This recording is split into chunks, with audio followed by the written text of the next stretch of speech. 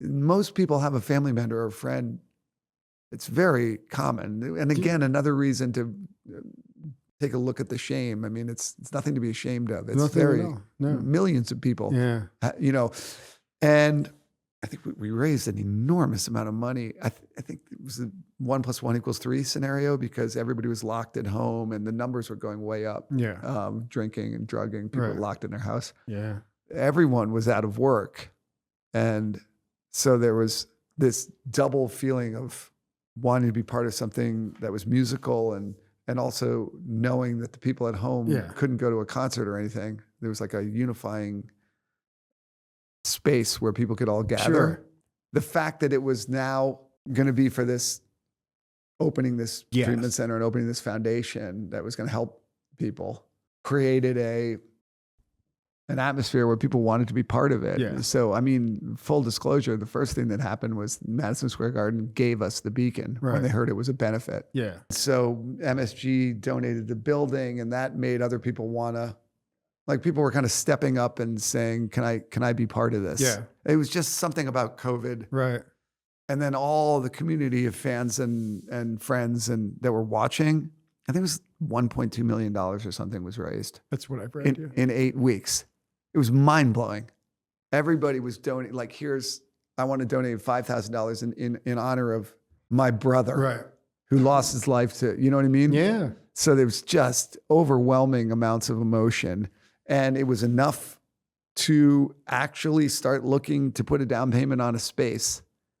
At which point that became the next thing. It was like, are we really going to do this? And then we found this building, which just happened to be at the epicenter of Vermont's opiate crisis. So we bought this place. The first thought was the road to hell is paved with good intentions, because the next thing you know, we were on these long Zooms with the community, and there were some people who they were worried that a treatment option was going to bring all these, even though it's the opposite. Yeah. And then we were on this Zoom once, like the whole community trying to get the permits and everything.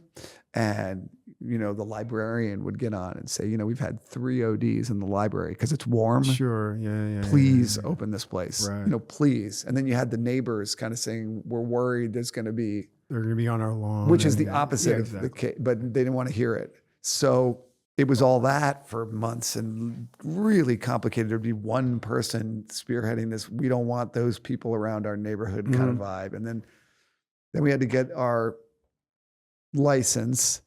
And then the next thing was it had to be ADA compliant and all that. We had not really factored in the fact that we were going to have to rebuild the whole place. Yeah. So I started trying to raise money on tour once we got back on tour and that kind of thing. And over the next 5 years, it was just a continuous process and generosity of an enormous amount of donors, almost all of whom had family members and, who would come in and want to be part of this thing.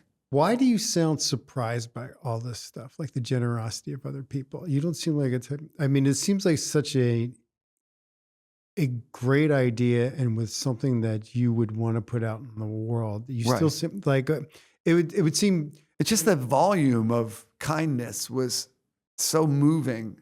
Right. From day one, it was just. I want to get on stage at the Beacon and just say to everyone, I'm going back there. It's 5 years. It's crazy. The places, the women's beds were full last week. Full. Yeah. And now we have this women's scholarship. Yeah.